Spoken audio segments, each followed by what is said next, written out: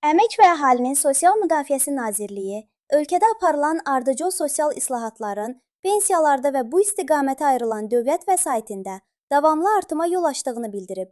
Açıqlanan məlumatlara görə 2018-2025-ci illər ərzində orta aylıq pensiya 208 manatdan 540 manata yüksəlib.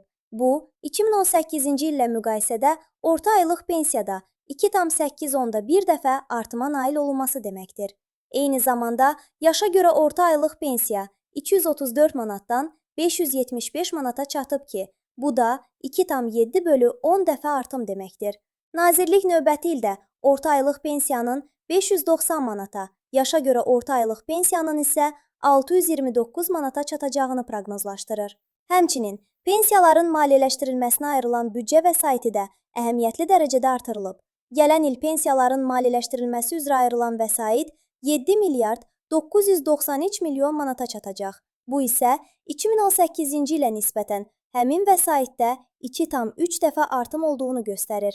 Qeyd olunan rəqəmlər həyata keçirilən sosial islahatların pensiyaçıların rifahının yaxşılaşdırılmasına və bu sahəyə ayrılan dövlət dəstəyinin ildən ilə gücləndirilməsinə yönəldiyini təsdiqləyir.